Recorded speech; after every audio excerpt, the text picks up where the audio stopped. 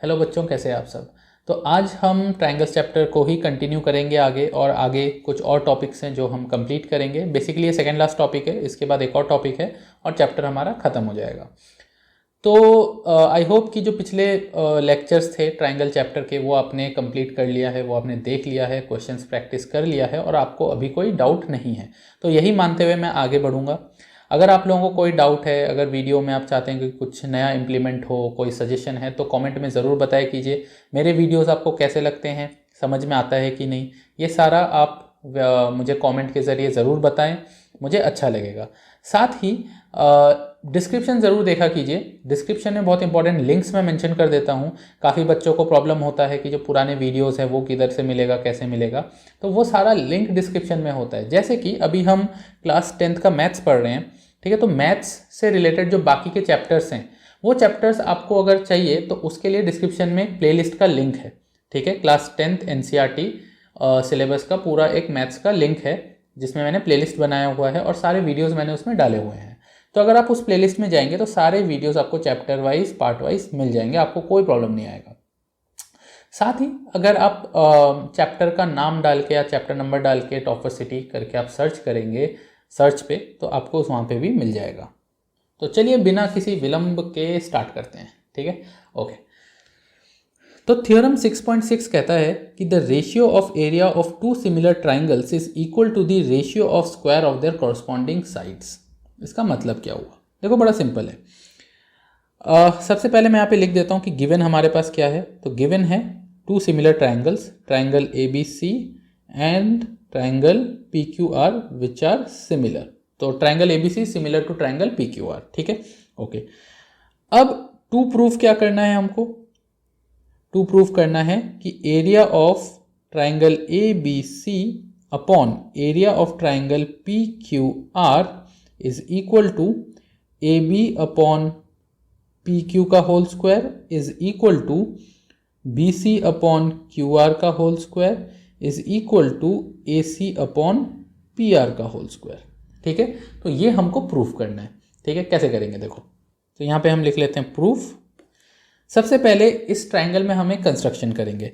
A से हम एक ऑल्टीट्यूड बनाएंगे BC पर और P से भी एक ऑल्टीट्यूड बनाएंगे QR पर, और इस पॉइंट को मार्क कर देते हैं M एंड N, ठीक है। अब ये कैसे हम काम में लाएंगे ये भी आपको आगे पता चलेगा। सबसे पहले हम यहाँ पे लिख लेते हैं AB upon PQ is equal to BC upon QR is equal to AC upon PR। लिख सकते हैं, करेक्ट, क्योंकि हमें ऑलरेडी गिवन है कि ABC और PQR सिमिलर ट्राइंगल्स हैं। तो अगर ये दोनों सिमिलर हैं तो इनके कॉरस्पॉन्डिंग साइड्स प्रोपोर्शनल होंगे। तो यहाँ पे आप रीजन लिख सकते हैं, corresponding sides of similar triangle are proportional, ठीक है। ओके, इसको मैं मार्क कर देता हूँ 1। अभी आगे इसको यूज करेंगे, ठीक है। इसके बाद हम लिखेंगे in triangle ABM and triangle PQN। तो ABM ट्राइंगल कौन सा है? ये वाला, ठीक है, और PQN कौन सा है? ये वाला, ठीक है। इन दोनों ट्राइंगल्स को हमको सिमिलर प्रूफ करना है। कैसे करेंगे देखो, हमें पता है कि angle B is equal to angle Q, क्योंकि triangle ABC are similar to triangle PQR, ये हमको गिवन है। तो अगर दो ट्राइंगल सिमिलर होते हैं तो उनके जो कॉरस्पॉन्डिंग एंगल्स होते हैं वो भी इक्वल होता है, हमको पता है ये, करेक्ट, ठीक है। तो हमने यहाँ पे लिख दिया, ठीक है। अब आगे क्या कर सकते हैं देखो, angle AMB is equal to angle PNQ। क्यों होगा equal? Very good, 90 degrees each, ठीक है। तो दो एंगल्स हमारे इक्वल हो गए, और अगर दो एंगल इक्वल हो जाता है तो हमको पता है कि वो ट्राइंगल सिमिलर हो जाता है। तो हम यहाँ पे लिख देंगे triangle ABM is similar to triangle PQN by AA criteria, ठीक है। चलो, ये तो हमारा हो गया सिमिलर। अगर ये सिमिलर है तो हम आगे इसको क्या लिख सकते हैं? हम लिख सकते हैं, देखो मैं यहाँ से कंटिन्यू कर रहा हूँ, ठीक है। हम लिख सकते हैं कि AB upon PQ is equal to BM upon QN is equal to AM upon PN, correct, लिख सकते हैं। अच्छा, इसको हम 2 मार्क कर देंगे, ठीक है।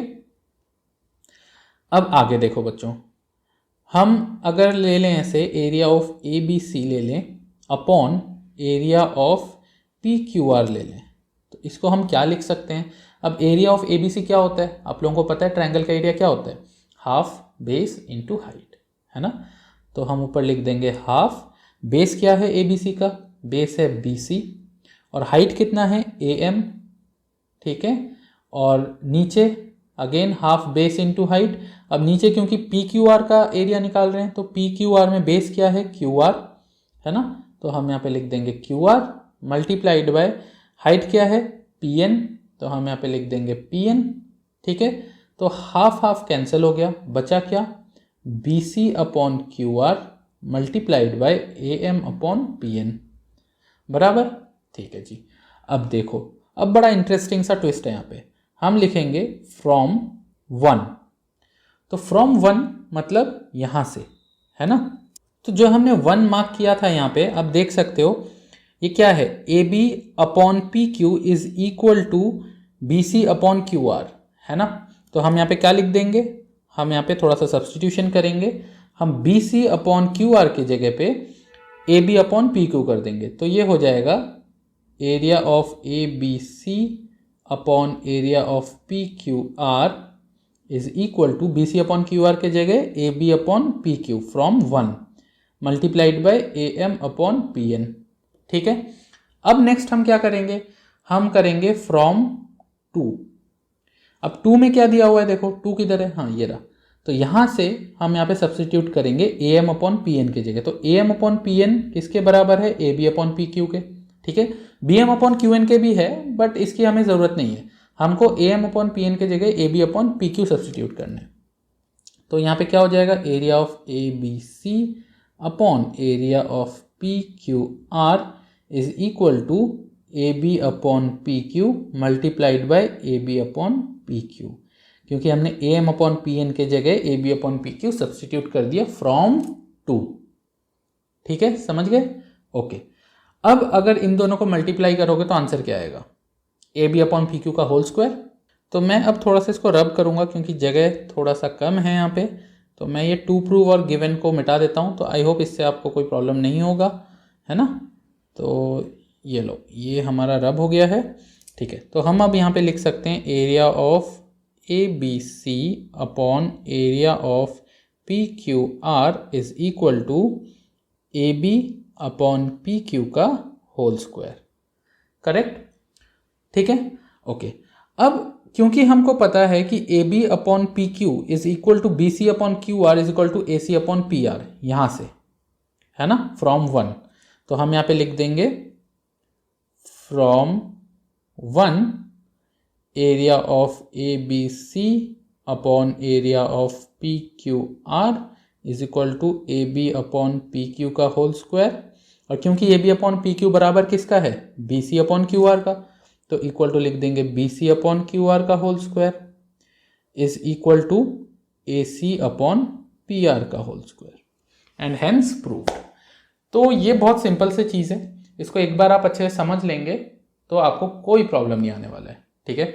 और ये जो थ्योरम है इसको याद रखना, ये बहुत ज़्यादा यूज होगा आपके क्वेश्चंस में, ठीक है। तो नेक्स्ट एक्सरसाइज में 6.4 में ये जो थ्योरम है इसी पे बेस्ड क्वेश्चंस होंगे, तो ये प्रिंसिपल थ्योरम है, इसको आपको याद रखना है, ठीक है। तो चलिए अब नेक्स्ट एक्सरसाइज हम स्टार्ट करते हैं, देखते हैं, कुछ क्वेश्चंस करते हैं, आप लोगों को कितना समझ में आता है, खुद से भी प्रैक्टिस कीजिए, ट्राई कीजिए क्वेश्चंस को, ठीक है। चलिए, तो अब आप चाहें तो वीडियो को पॉज करके इस थ्योरम को फिर से डिराइव कीजिए खुद से बिना देखे, ठीक है। एंड जब तक आपको नहीं आता है तब तक ट्राई करते रहिए, अगर आप अटक जाते हैं तो देखिए एंड वापस ट्राई कीजिए, ठीक है। बहुत इंपॉर्टेंट थ्योरम है, एग्जाम में आ जाता है। अब हम स्टार्ट करने जा रहे हैं एक्सरसाइज 6.4।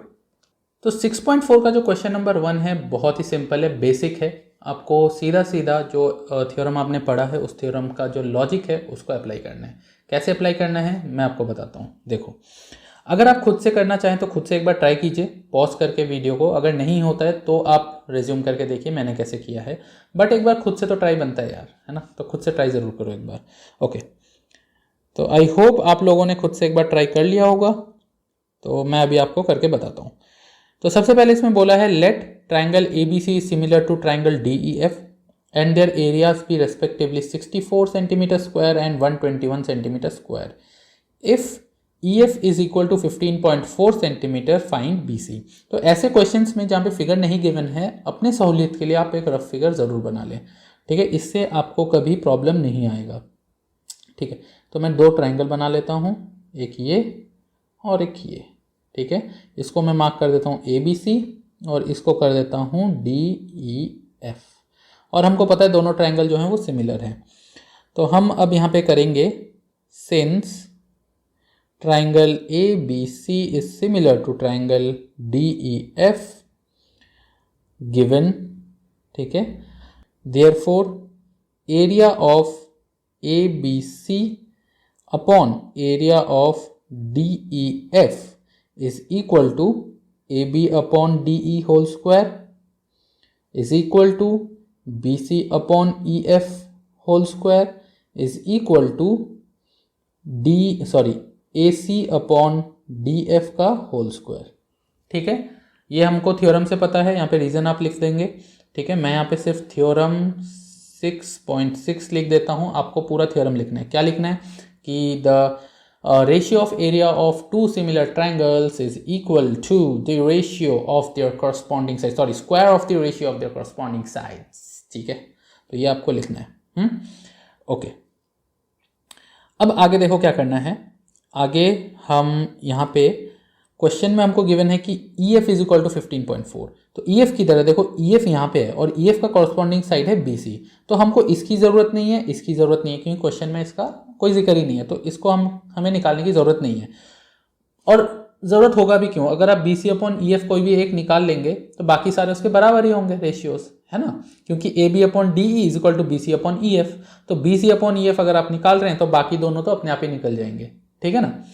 ओके, तो हम यहाँ पे लिख देते हैं area of ABC upon area of DEF is equal to BC upon EF का होल स्क्वायर, ठीक है। ओके, अब ABC का हमको गिवन है कितना, एरिया 64 और DEF का है 121, इक्वल टू BC का हमको नहीं गिवन है, तो BC का हम BC स्क्वायर लिख देते हैं। EF का हमको गिवन है 15.4 का होल स्क्वायर हो जाएगा यहाँ पे, है ना। हमने सिर्फ वैल्यूज पुट कर दिया जो हमको क्वेश्चन में गिवन है। अब हम क्या करेंगे, देखो राइट हैंड साइड में न्यूमरेटर और डिनोमिनेटर को स्क्वायर में रखा गया है ना, तो ये स्क्वायर अगर हम हटा दें तो हमारा जो कैलकुलेशन है वो थोड़ा ईजी हो सकता है। तो हम क्या करेंगे कि दोनों तरफ स्क्वायर रूट ले लेंगे, है ना। अगर राइट हैंड साइड से आपको स्क्वायर हटाना है तो लेफ्ट हैंड साइड में स्क्वायर रूट करना पड़ेगा, ठीक है। तो ये क्या लिख सकते हैं हम, फिर हम इसको लिखेंगे 64 का स्क्वायर रूट 8, 121 का 11 is equal to BC upon 15.4। यहाँ पे हम क्रॉस मल्टीप्लाई करेंगे, ठीक है, और BC का वैल्यू क्या आएगा, BC is equal to 8 multiplied by 15.4 upon 11, ठीक है, और यहाँ पे सेंटीमीटर। इसको आप सॉल्व करेंगे, सॉल्व करने के बाद आंसर आपको आ जाएगा, ठीक है।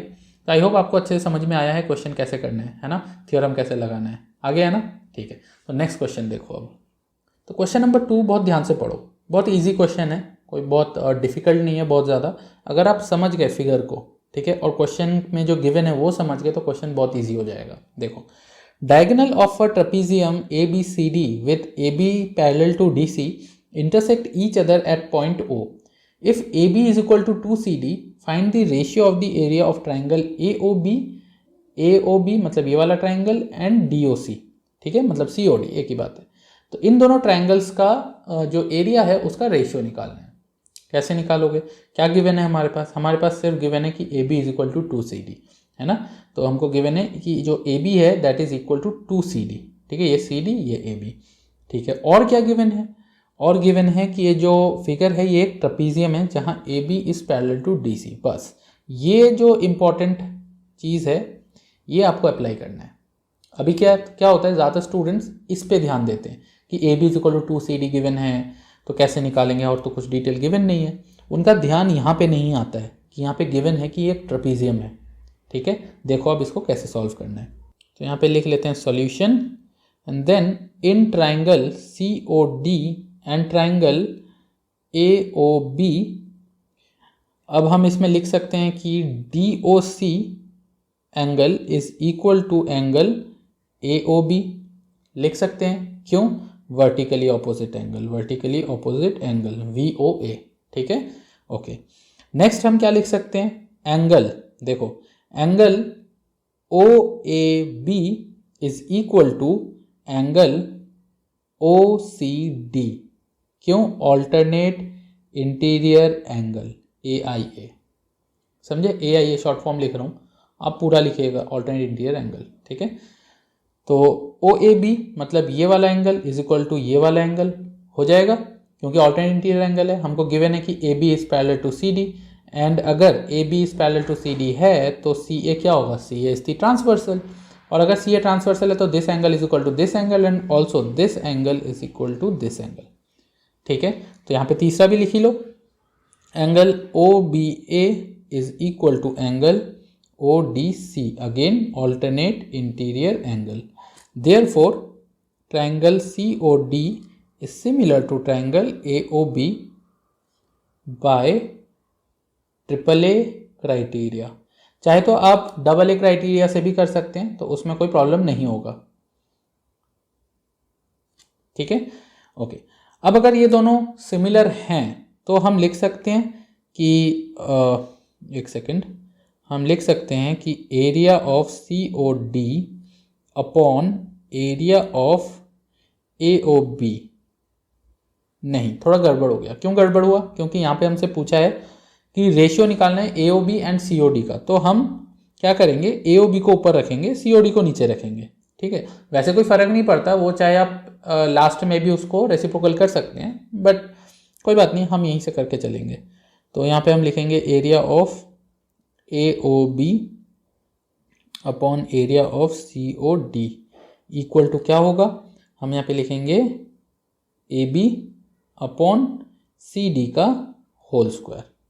अब मैंने सिर्फ AB अपॉन CD ही क्यों लिया है, बाकी साइड्स क्यों नहीं लिया, इसलिए नहीं लिया कि बाकी साइड्स लेके मुझे कोई फ़ायदा नहीं है, उससे मुझे रेशियो नहीं मिलने वाला, क्यों, क्योंकि हमको क्वेश्चन में गिवन है AB is equal to 2CD, और इसी इंफॉर्मेशन को मैं यहाँ से घुमा के ला के यहाँ पे यूज़ करने वाला हूँ, ठीक है। देखो अभी इसमें मैं AB के जगह 2CD पुट कर सकता हूँ अकॉर्डिंग टू क्वेश्चन, क्योंकि AB is equal to 2CD है, तो मैं यहाँ पे कर दूंगा 2CD अपॉन CD का होल स्क्वायर, और यहाँ पे लिख दूंगा गिवन, ठीक है। ओके, तो CD कैंसिल हो गया, बचा क्या, 2 अपॉन 1 का होल स्क्वायर, ठीक है। इसको सॉल्व करके लिख दो अब, तो area of AOB upon area of COD is equal to 2 2 ज़ा 4 और 1, तो रेशियो क्या आया, 4:1, समझ गए। ऐसे ही करना है इस क्वेश्चन को, बहुत इजी क्वेश्चन है, ठीक है। अब जिन बच्चों ने खुद से ट्राई कर लिया, जिनका सही आंसर आया है, कॉन्ग्रेचुलेशंस, बहुत बढ़िया, एंड उनके लिए क्लैपिंग। और जिन बच्चों का नहीं आया है और जिन्होंने अभी देखा है यहाँ से, वो लोग वीडियो को पॉज करें यहाँ पे और इसको वापस से खुद से ट्राई करें, ठीक है। फिर उसके बाद आगे बढ़ें नेक्स्ट क्वेश्चन पे। तो अब हम आ गए हैं क्वेश्चन नंबर 3 पे। तो अगेन क्वेश्चन नंबर 3 भी थोड़ा बहुत डिफिकल्ट नहीं है, ईजी और छोटा सा क्वेश्चन है, बट एक सिंपल सा लॉजिक है जो आपको लगाना है, एक कंस्ट्रक्शन है जो आपको करना होगा जिससे कि ये क्वेश्चन ईजिली हो जाए। तो वो क्या है, देखो सबसे पहले क्वेश्चन पढ़ लेते हैं। क्वेश्चन नंबर 3 कह रहा है, in figure ABC and DBC are 2 triangles on the same base BC। तो पहले तो लोकेट कर लो कौन से ट्राइंगल की बात कर रहे हैं लोग। तो ABC and BDC are 2 triangles, ठीक है, on the same base BC, ठीक है। If AD intersect BC at O, ठीक है, तो AD और BC इंटरसेक्ट कर रहे हैं O पे, show that area of ABC upon area of DBC is equal to AO upon DO, ठीक है, वेरी गुड। कैसे करना है, देखो सॉल्यूशन। सबसे पहले हम क्या करेंगे, हम एक कंस्ट्रक्शन करेंगे, A से एक ऑल्टीट्यूड बनाएंगे BC पे और वहीं D से एक ऑल्टीट्यूड बनाएंगे BC पे, ठीक है। ये हो गया हमारा ऑल्टीट्यूड और इसको नेम कर देते हैं हम AM और DN, ठीक है, M और N, ठीक है ना। ओके, अब हम क्या करेंगे, हम यहाँ पे लिखेंगे area of triangle ABC upon area of triangle DBC is equal to half base into height होता है, बेस कितना है BC और हाइट कितना है ABC के लिए AM, जो हमने अभी कंस्ट्रक्ट किया है, ओके, BDC के लिए, सॉरी DBC के लिए क्या होगा, हाफ मल्टीप्लाइड बाय, क्योंकि बेस दोनों का सेम है तो BC ही रहेगा, और ऑल्टीट्यूड इसका हो जाएगा DN। ठीक है, ओके। अब इसमें ये दोनों कैंसिल, ये दोनों कैंसिल, बचा क्या, area of ABC upon area of DBC is equal to AM upon DN। समझ गए? ओके, इसको हम 1 मार्क कर देते हैं। अब हम यहाँ पे लिखेंगे in triangle AMO and triangle DNO, ये वाला एंगल इज इक्वल टू ये वाला एंगल है ना, वर्टिकली ऑपोजिट एंगल। तो यहाँ पे लिख सकते हैं angle AOM is equal to angle DON, correct. और यहाँ पे रीजन लिख देंगे vertically opposite angle. Okay, next है angle AMO is equal to angle DNO, 90 degrees each, correct. तो ये तो 90 डिग्री हमने कंस्ट्रक्ट किया ही था ऑल्टीट्यूड, तो ये 90 डिग्री ऑलरेडी हमको पता है, दोनों 90 डिग्री हैं। और जो बीच वाला एंगल है, those are vertically opposite angles, तो दो एंगल्स हमारे इक्वल हो गए। तो triangle AMO is similar to triangle DNO by AA criteria. ठीक है, therefore AM upon DN is equal to AO upon DO, ये हम लिख सकते हैं, करेक्ट। तो corresponding sides are proportional of similar triangle, तो सिमिलर ट्राइंगल यहाँ पे प्रूफ हो गया है, तो कॉरस्पॉन्डिंग साइड्स भी यहाँ पे प्रोपोर्शनल होंगे। ठीक है, तो ये आप रीजन में लिख देंगे यहाँ पे। ओके, और इसको हम 2 मार्क कर देते हैं। यहाँ पे हम लिखेंगे फ्रॉम 1 एंड 2, मतलब कि वो 1 में क्या था, area of ABC upon area of DBC हमने निकाला था is equal to AM upon DN, correct. यहाँ पे क्या लिखा है, AM upon DN is equal to AO upon DO, इसको हम पुट कर देंगे यहाँ पे। ठीक है, तो क्या बन जाएगा हमारा ये, area of ABC upon area of DBC is equal to AO upon DO, हो गया, हैंस प्रूफ्ड। यही मांगा था क्वेश्चन में और ये हमने यहाँ पे प्रूफ कर दिया है। ठीक है, तो इस टाइप से इस क्वेश्चन को करना है, बहुत छोटा सा क्वेश्चन था, बट आपको ये पता होना चाहिए कि आपको अप्रोच कौन सा लगाना है। ठीक है, और वो चीज़ आपके प्रैक्टिस से ही होगा, तो ज़्यादा से ज़्यादा प्रैक्टिस कीजिए। इस क्वेश्चन को भी आप पॉज करके ट्राई कीजिए खुद से, ठीक है, देन उसके बाद आगे बढ़िए। तो चलिए अब क्वेश्चन नंबर 5 देखते हैं। तो क्वेश्चन नंबर 5 थोड़ा सा आपको ध्यान देना है, मेथड थोड़ा सा अलग है, अलग कुछ नहीं है तो सेम ही, बट जो अप्रोच है वो थोड़ा सा डिफरेंट है। तो एक बार आप ये देख लें मैं कैसे कर रहा हूँ, देन उसके बाद खुद से ट्राई करें। देखिए, DEF are respectively the mid points of sides AB, BC and CA of triangle ABC। Find the ratio of the area of triangle DEF and triangle ABC। तो जो DEF है ये वाला ट्राइंगल और जो बड़ा वाला ट्राइंगल है, इन दोनों के एरिया का रेशियो आपको निकालना है। ठीक है जी, अब गिवन क्या है, गिवन ये है कि जो D है, E है और F है, DEF, ये तीनों जो है मिड पॉइंट है बड़े वाले ट्राइंगल के साइड्स का। मतलब AB का मिड पॉइंट है D, AC का मिड पॉइंट है F और BC का मिड पॉइंट है E। अब ये क्वेश्चन को कैसे कर सकते हैं हम, देखो इसमें हम क्या करेंगे, पहले तो लिख लेते हैं भैया सॉल्यूशन। ठीक है, एंड देन हम कहाँ से स्टार्ट करें इसको, हाँ, तो हम यहाँ पे लिखेंगे D and E are mid points of sides AB and BC respectively, क्योंकि ये हमको गिवन है क्वेश्चन में, है ना, कि D, E और F जो है ये मिड पॉइंट्स हैं साइड्स के। तो हम सिर्फ D और E को ले रहे हैं, बाकी F की हमको ज़रूरत है नहीं। ठीक है, तो D और E हम मान रहे क्या हैं, हमको गिवन है एक्चुअली। तो D और E जो है वो मिड पॉइंट्स हैं साइड AB और BC का। ठीक है, तो अगर ये D और E मिड पॉइंट है तो हम ये लिख सकते हैं कि DE is parallel to AC and DE is equal to half AC। लिख सकते हैं, क्यों लिख सकते हैं बताओ, सोचो, किया हुआ है आपने, बाय मिड पॉइंट थ्योरम, याद आया, मिड पॉइंट थ्योरम आप लोगों ने किया है 9th क्लास में, है ना। तो उसी थ्योरम से हम ये बता सकते हैं कि DE is parallel to AC because D and E are mid point of triangle ABC of side AB and BC।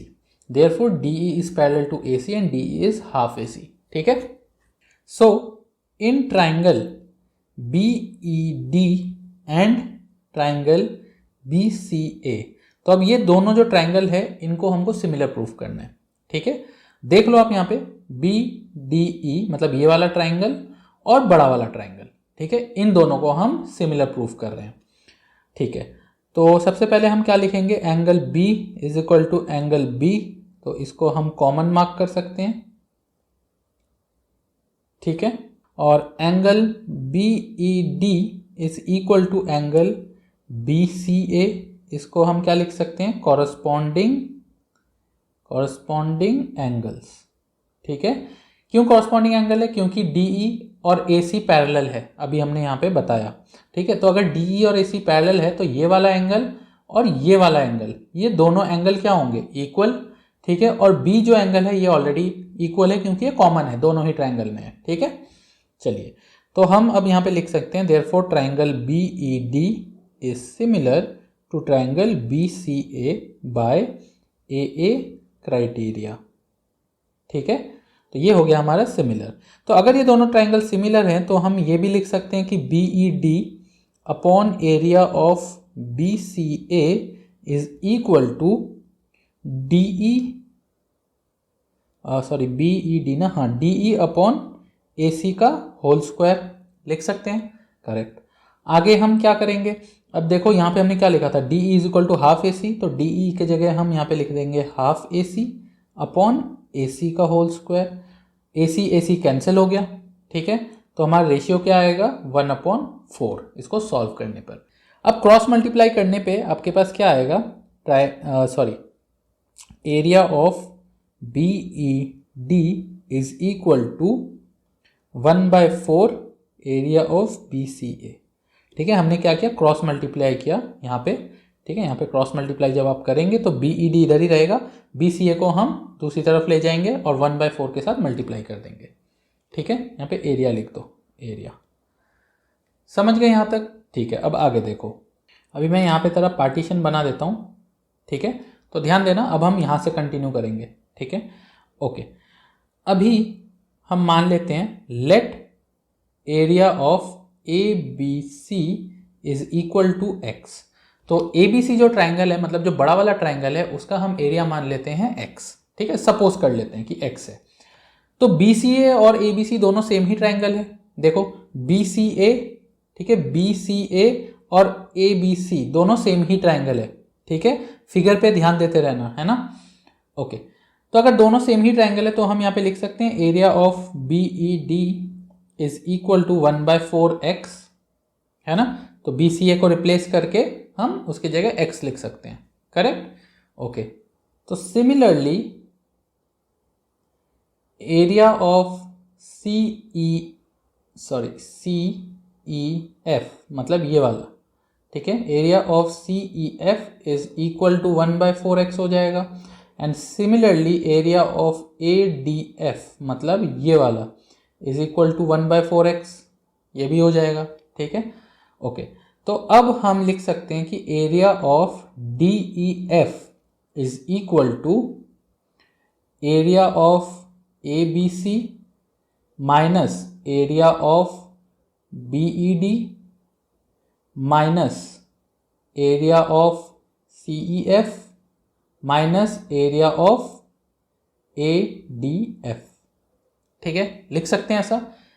तो बड़े वाले ट्रायंगल में से अगर ये तीनों जो ट्रायंगल्स हैं साइड के, ये अगर हम माइनस कर दें तो हमको बीच वाले ट्रायंगल का एरिया मिल जाएगा। ठीक है, तो हम यहाँ पे अब वैल्यूज पुट कर देंगे DEF। तो area of DEF is equal to area of ABC हमने कितना लिया था, x लिया था, माइनस बाकी सबका कितना एरिया था 1/4x minus 1/4x minus 1/4x। ठीक है, इसको आप सॉल्व करेंगे। ठीक है, जब आप इसको सॉल्व करेंगे तो आपका आंसर आएगा 1/4x। ठीक है, तो सॉल्व करके आप देख सकते हैं x minus 1/4x minus 1/4x minus 1/4x। तो एलसीएम लेके इसको सॉल्व करना है। एंड आई होप कि ये वाला कैलकुलेशन तो आपको आता होगा, है ना, आता होगा ना। Equal to 1/4 area of A B C हो जाएगा, है ना। क्यों होगा? क्योंकि हमने x को क्या अज्यूम किया था, x is the area of triangle A B C, यहाँ पे किया था ना, let A B C is equal to x. तो अब हम x के जगह पे वापस से area of A B C substitute कर देते हैं, ठीक है। ओके, तो देखो फाइनली क्या आया हमारे पास, area of D E F, area of D E F is equal to 1/4 area of A B C. आ गया रेशियो। अब ए बी सी को आप इधर डी ई एफ के नीचे ले आओ, है ना। जैसे आप डी ई एफ के नीचे ले आओगे तो रेशियो आपका आ जाएगा 1/4। सिंपली देखो यहाँ पे ये मैं चेंज कर देता हूँ, देखो। तो आप क्या करोगे, यहाँ पे area of D E F upon area of A B C कर दोगे, बचेगा 1/4 राइट हैंड साइड में, है ना। तो 1/4 इज दी रेशियो। आ गया आंसर, बहुत सिंपल था, ठीक है। एक बार मैं रिपीट कर देता हूँ, आपको करना क्या है, सबसे पहले आपको ये बताना है कि DE, ये जो DE है, DE is parallel to AC by mid point theorem and DE is half AC by mid point theorem, जो हमने यहाँ पे बताया। इसके बाद आपको BED, मतलब ये वाला ट्राइंगल और बड़ा वाला ट्राइंगल BCA, इसको सिमिलर प्रूफ करना है, जो हमने यहाँ पे प्रूफ कर दिया, ठीक है। इसके बाद क्योंकि दोनों ट्राइंगल अब सिमिलर हो चुके हैं, तो आप बता सकते हो कि area of BED upon BCA is equal to DE upon AC का होल स्क्वायर, मतलब DE अपॉन AC का होल स्क्वायर। अब हमने यहाँ पे ऑलरेडी लिखा था कि DE is equal to half AC, वो यहाँ पे हमको पुट करना है, तो ये आ गया यहाँ तक, half AC upon AC, AC AC cancel, बच गया हाफ, इसका स्क्वायर कर दोगे तो 1/4 आ जाएगा, ठीक है। ओके, अब हमने यहाँ पे क्या किया, क्रॉस मल्टीप्लाई किया, तो क्रॉस मल्टीप्लाई करने पे आया BED is equal to 1/4 BCA। ABC को हमने x मान लिया और ये BCA के जगह x डाल दिया हमने, क्योंकि BCA और ABC दोनों सेम ही ट्राइंगल है। सिमिलरली CEF भी 1/4x हो जाएगा, ADF भी 1/4x हो जाएगा, है ना। अब हमको फाइनली क्या करना है, लास्ट स्टेप यहाँ से स्टार्ट होता है, ठीक है। फाइनल जो स्टेप है हमारा, DF आपको निकालने के लिए बोला है रेशियो बड़े ट्राइंगल के साथ, तो DF इज इक्वल टू आपको लिखना है area of ABC minus area of this triangle minus this triangle minus this triangle, ठीक है। उसके बाद वैल्यूज आपको पुट करना है, x minus 1/4x minus 1/4x minus 1/4x, और सॉल्व करना है। आंसर आएगा DF is equal to 1/4 area of ABC, ठीक है। तो ABC को दूसरी तरफ ले आओगे तो आंसर आ जाएगा 1/4। समझ में आया? तो जिन बच्चों को समझ में नहीं आया, ठीक है, वो मुझे कमेंट में बताओ कि सर आप एक और बार एक्सप्लेन कर दो मेरे को, ठीक है, और अच्छे से, तो मैं थोड़ा डिटेल में आपको बता दूंगा, ठीक है, मिड पॉइंट थ्योरम और ये सब। तो उसके लिए एक मैं सेपरेट वीडियो बनाऊंगा और उसको इसी वीडियो के लिंक में डाल दूंगा, डिस्क्रिप्शन में डाल दूंगा उसका लिंक, ठीक है। बट आप बताओगे तो ही मैं बनाऊंगा, ठीक है। चलिए, तो अब इस क्वेश्चन को आप लोग एक बार खुद से ज़रूर ट्राई करें, वीडियो को पॉज करो, खुद से ट्राई करो, कहीं पे अगर अटक जाते हो तो वापस से चेक करो, पॉज करो एंड ट्राई करो, तब तक ट्राई करो जब तक आपको ये पूरा अच्छे से नहीं आ जाता। बहुत इंपॉर्टेंट क्वेश्चन है, बहुत बार क्वेश्चंस में आ जाता है, ये एग्जाम में आ जाता है, ठीक है। तो अच्छे से इसको ट्राई करो। तो चलिए अब क्वेश्चन नंबर 6 देखते हैं। ध्यान दो बच्चों, बहुत इंपॉर्टेंट क्वेश्चन है। Proof that the ratio of area of two similar triangles is equal to the square of the ratio of their corresponding medians. बहुत इंपॉर्टेंट क्वेश्चन है और एज अ थ्योरम इसको प्रूव करना है। बेसिकली एक theorem ही है, but यहाँ पे इसको क्वेश्चन के तौर पे दे दिया है। तो बेसिकली आपको इसमें डेरिवेशन सीखना होगा, कैसे इसको डिराइव करना है, कैसे कंप्लीट करना है। देखो, सबसे पहले आपको फिगर ड्रॉ करना है। मैंने ऑलरेडी यहाँ पे बनाया हुआ है फिगर। तो ABC और PQR दो ट्राइंगल मैंने ले लिया है, और AD और PS जो है मीडियन है दोनों ही ट्राइंगल्स का, ठीक है। ओके, तो चाहे तो आप यहाँ पे लिख लो सॉल्यूशन। मैं यहाँ पे लिख देता हूँ गिवन हमको क्या है, गिवन है कि triangle ABC is similar to triangle PQR, ठीक है, and AD and PS are medians, ठीक है। और टू प्रूफ क्या करना है आपको कि area of ABC upon area of PQR is equal to AD upon PS का होल स्क्वायर, ठीक है। ये आपको प्रूफ करना है कि जो एरिया है सिमिलर ट्राइंगल्स का, उनका ratio is equal to the square of the ratio of their corresponding medians. कैसे प्रूफ करेंगे देखो। सबसे पहले हम लिखेंगे A B upon P Q is equal to B C upon Q R is equal to A C upon P R, और इसको हम मार्क कर देंगे 1। रीज़न, क्योंकि हमको गिवन है A B C is similar to P Q R, तो यहाँ पे रीज़न भी लिख देना, ठीक है। मैं भी नहीं लिख रहा हूँ, आप लिख देना, ये ऑलरेडी गिवन है हमको कि ये दोनों ट्रायंगल सिमिलर है, तो कॉरस्पॉन्डिंग साइज हमको पता है प्रोपोर्शनल होता है, ठीक है। ओके, नेक्स्ट हमको क्या करना है, तो हम यहाँ पे लिखेंगे B D is equal to D C is equal to half B C, लिख सकते हैं। Similarly Q S is equal to S R is equal to half Q R, लिख सकते हैं। क्यों? क्योंकि A D and P S are medians, ठीक है। मीडियंस क्या होता है, मीडियन ऑफ अ ट्राइंगल क्या होता है, मीडियन ट्राइंगल के ऑपोजिट साइड को 2 इक्वल पार्ट्स में कट करता है, डिवाइड करता है। तो दैट मीन्स कि अगर ए डी मीडियन है तो बी डी और डी सी सेम होगा, क्यू एस और एस आर सेम होगा, ठीक है। तो दैट मीन्स हम ये बोल सकते हैं कि B D is equal to half B C and Q S is equal to half Q R, है ना। तो वही चीज़ मैंने यहाँ पे लिख दिया। ओके, तो इसको हम मार्क कर देते हैं 2, ठीक है। अब हम यहाँ पे लिखेंगे from 1 and 2 A B upon P Q is equal to B C upon Q R is equal to A C upon P R, correct.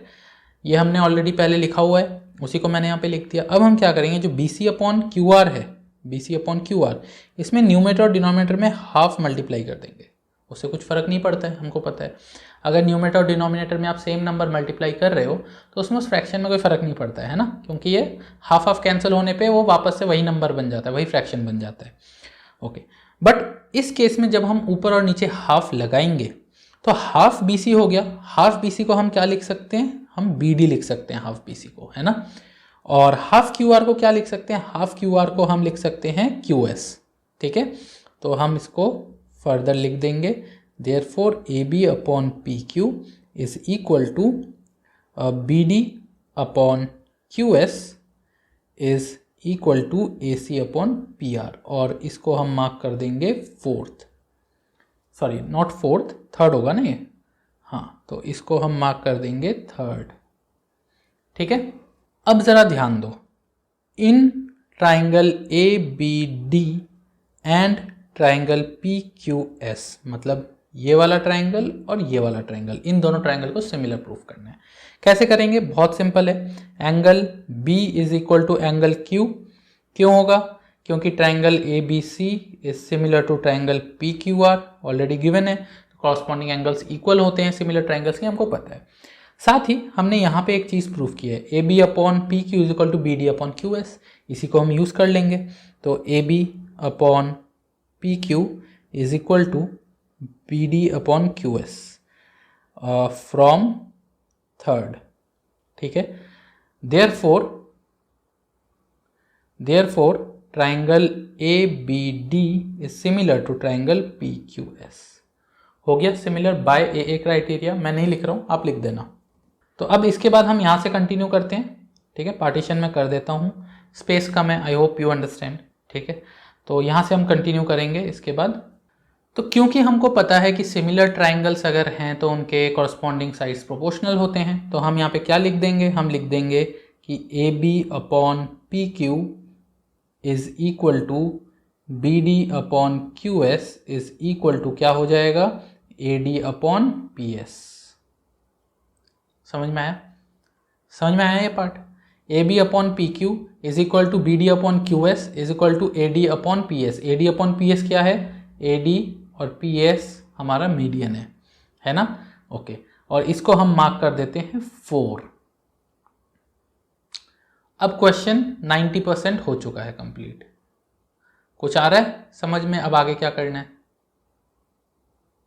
जिन बच्चों को समझ में आ गया है पॉज करके कंप्लीट करो और फिर चेक करो आपका मेथड ठीक है कि नहीं, ठीक है।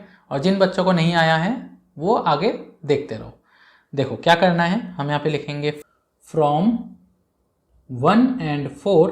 तो 1 किधर है, देखो 1 यहाँ पे है, और 4 किधर है, 4 यहाँ पे है, ठीक है। तो 1 और 4 के साथ हम क्या लिख सकते हैं, देखो 1 में क्या था, A B upon P Q is equal to B C upon Q R is equal to A C upon P R. और फोर्थ में क्या है कि A B upon P Q is equal to B D upon Q S B D upon Q S is equal to A D upon P S, है ना, A D upon P S. तो that means कि A B upon P Q जो है that is equal to A D upon P S, है ना, correct. जो median है उसका जो रेशियो है उसके बराबर है। तो हम A B upon P Q के जगह A D upon P S लिख सकते हैं, और अगर जगह पे नहीं लिखना है तो इक्वल टू करके आगे लिख दो A D upon P S. तो that means A B upon P Q is equal to B C upon Q R is equal to A C upon P R is equal to A D upon P S. समझ में आया? ठीक है। अब हम क्या करेंगे, अब हम लिखेंगे area of A B C upon area of P Q R is equal to A B upon P Q का होल स्क्वायर। लिख सकते हैं ना। तो अगर A B upon P Q का होल स्क्वायर हम लिख रहे हैं तो A B upon P Q के जगह हम क्या लिख सकते हैं, A D upon P S. ठीक है, तो इसको चाहे तो आप मार्क कर दो 5 ऊपर वाले को, और यहाँ पे लिख दो from 5 area of A B C upon area of P Q R is equal to A D upon P S का होल स्क्वायर। ठीक है, सिंपल हमने क्या किया है, A B upon P Q को रिप्लेस कर दिया है A D upon P S से। ठीक है, समझ गए? ओके, अब ये खुद से एक बार ट्राई करो। तो चलिए फटाफट से क्वेश्चन नंबर 7 देख लेते हैं। क्वेश्चन नंबर 7 बहुत ईजी है। ठीक है, देखो कैसे करना है। Prove that the area of an equilateral triangle described on one side of a square is equal to half the area of the equilateral triangle described on one of its diagonal। ठीक है, तो ये बोल रहा है कि ये एक स्क्वायर है ABCD। ठीक है, तो ABCD जो स्क्वायर है उसके एक साइड पे एक इक्विलेटरल ट्राइंगल बना है जो कि है AEB, और दूसरा इक्विलेटरल ट्राइंगल उसके डायगोनल से बन रहा है। ठीक है, तो ये डायगोनल को बेस मानते हुए दूसरा इक्विलेटरल ट्राइंगल बन रहा है। ठीक है, फिगर समझ गए? ओके, अब हम इसको कैसे सॉल्व करेंगे, ये बोल रहा है कि हमको प्रूव करना है कि जो स्क्वायर के साइड में जो इक्विलेटरल ट्राइंगल बना है साइड के साथ, that is equal to half the area of the equilateral triangle drawn from the diagonal. तो मतलब जो डायगोनल पे जो इक्विलेटरल ट्राइंगल बना है वो डबल है उसका एरिया, किससे, जो साइड में इक्विलेटरल ट्राइंगल बना है। ठीक है, कैसे करेंगे देखो, बड़ा इजी है। Let the side of square is equal to x। तो स्क्वायर का जो साइड है इसको x मान लेते हैं। ठीक है, तो डायगोनल कितना हो जाएगा, diagonal is equal to √2x। ये आप सॉल्व करके देख सकते हो, है ना, पाइथागोरस थ्योरम से। तो अगर ये x है, ठीक है, और ये भी x हो जाएगा क्योंकि स्क्वायर है तो साइड सारे सेम होते हैं, और ये 90 डिग्री होता है स्क्वायर में। तो D B is equal to √x² plus x², है ना। तो x² प्लस x² कितना होगा, 2x²। करेक्ट, 2x² का आप रूट हटा दोगे तो क्या बनेगा, √2x, है ना। तो पाइथागोरस थ्योरम से आप निकाल सकते हो diagonal is equal to √2x। Okay, तो ये हो गया √2x। तो अगर डायगोनल √2x है तो जो ट्राइंगल का साइड है ये वाला बड़े वाले ट्राइंगल का, ये भी √2x हो जाएगा। क्यों? क्योंकि ट्राइंगल इक्विलेटरल है, हमको ऑलरेडी बताया हुआ है। सिमिलरली जो ये साइड में जो ट्राइंगल है उसका भी सारे साइड्स x हो जाएंगे क्योंकि वो भी इक्विलेटरल ट्राइंगल है।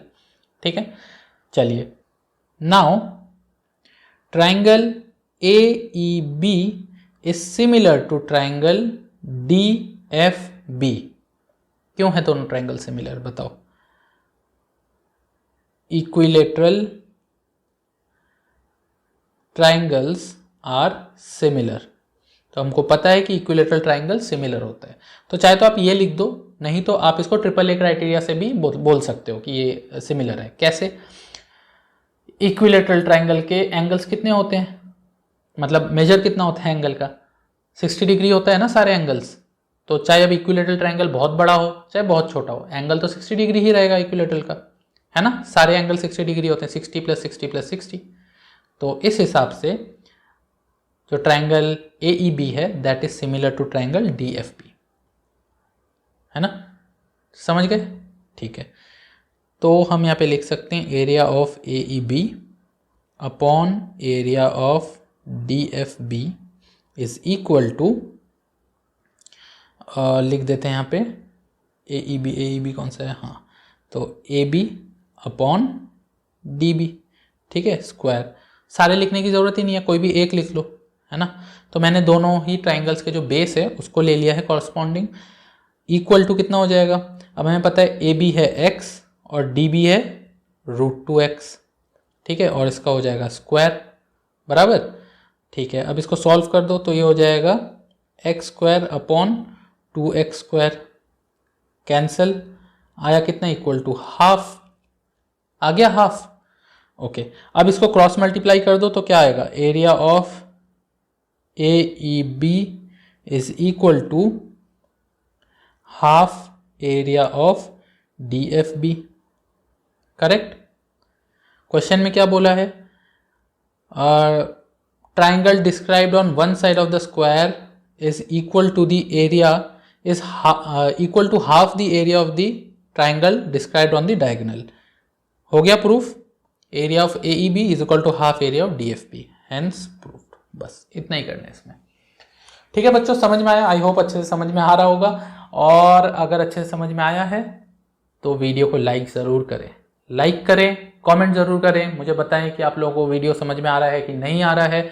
बताना बहुत ज़रूरी है क्योंकि मैं उसी हिसाब से वीडियोस बनाऊंगा। तो अगर आपको समझ में आ रहा है तो मैं सेम फ्लो में कंटिन्यू करते जाऊंगा आने वाले वीडियोस। और अगर आप चाहते हैं कि कुछ इम्प्लीमेंटेशन हो तो वो भी मुझे बताओ, तो मैं वो चीज़ नेक्स्ट वीडियो में कोशिश करूँगा कि थोड़ा चेंज करूँ या आप लोगों को, ताकि समझ में आए। तो चलिए अब क्वेश्चन नंबर 8 देखते हैं। क्वेश्चन नंबर 8 देखने से पहले एक चीज़ मैं बताना चाहूँगा, क्वेश्चन नंबर जो 4 था वो मैंने जानबूझ के छोड़ा है। अगर आप लोग सोच रहे हैं या आपने सोचा होगा कि सीधा 3 से 5 पे जंप कर गए सर, तो मैंने जानबूझ के छोड़ा है। मैं चाहता हूँ कि वो आप लोग खुद से ट्राई करें। ट्राई करने के बाद आपको अगर प्रॉब्लम आ रहा हो तो आप सॉल्यूशन सेट चेक कर सकते हैं। सॉल्यूशन सेट कहाँ पे चेक करने हैं, डिस्क्रिप्शन में मेरे वेबसाइट का लिंक है www.topforcity.in, वहाँ पे जाना है। वहाँ पे आपको सारे study materials, NCERT solutions, important questions, test paper, sample paper सब मिल जाएगा। तो वेबसाइट विजिट करें और वहाँ से चेक करें। ओके, तो क्वेश्चन नंबर 8 अगेन बहुत सिंपल है। वैसे मैं ये करना नहीं चाह रहा था, मैं चाह रहा था आप लोग ट्राई करो, बट फिर भी मैं कर देता हूँ। 9th क्वेश्चन आप खुद से ट्राई करना। क्वेश्चन में ऑलरेडी बोल दिया कि ABC और BDE जो ट्राइंगल है ये इक्विलेटरल है, तो हम मान सकते हैं triangle ABC is similar to triangle BDE, क्योंकि इक्विलेटरल ट्राइंगल है। बाय AAA क्राइटेरिया ये सिमिलर हो जाएगा क्योंकि सारे एंगल 60 डिग्री हैं। और यहाँ पे गिवन भी है, फिगर में देख सकते हो। D is the mid point, ये हमको गिवन है, ऑफ BC, तो हम बोल सकते हैं कि BD is equal to half BC, लिख सकते हैं, ठीक है। तो अब हम लिखेंगे area of ABC upon area of BDE, area of ABC and BDE, हाँ ठीक है, इज इक्वल टू हम क्या लिख सकते हैं, BC अपॉन BD का स्क्वायर, करेक्ट लिख सकते हैं। तो ये वाला ट्राइंगल और जो बड़ा वाला ट्राइंगल है ABC, ये दोनों सिमिलर हैं, यहाँ पे हम बोल चुके हैं। तो अगर ये दोनों सिमिलर हैं तो इन दोनों का जो एरिया का रेशियो होगा that will be equal to BC upon BD का होल स्क्वायर, मतलब BC अपॉन BD का होल स्क्वायर, ठीक है। क्योंकि ये साइड ही तो है ना दोनों ट्राइंगल के, है ना, तो साइड्स का रेशियो का स्क्वायर, ये तो हमने थ्योरम में पढ़ा था। यहाँ पे लिख देना बाय थ्योरम 6.6, तो आपको पूरा थ्योरम लिखना है। मैं 6.6 लिख रहा हूँ, तो आपको पूरा थ्योरम लिखना है, तभी मार्क्स मिलेगा, ठीक है। तो आगे हम क्या करेंगे, अब BC के जगह हम या तो BD और 2BD डाल दें, या फिर BD के जगह हाफ BC डाल दें। तो मैं हाफ BC डाल देता हूँ, तो BC अपॉन BD के जगह हाफ BC का स्क्वायर, ठीक है। BC कैंसिल हो गया, तो आंसर क्या आएगा, ये 2 ऊपर चला जाएगा तो 2 अपॉन 1 का होल स्क्वायर, तो इज इक्वल टू 4 अपॉन 1, ठीक है। ओके, तो अब हम यहाँ पे फाइनल आंसर क्या लिखेंगे, area of ABC upon area of BDE is equal to 4 upon 1, that means equal to 4:1 ratio, ठीक है। यहाँ पे है 4:1, ये रहा ऑप्शन C, तो option C is the correct answer. समझ गए, इस तरीके से करने।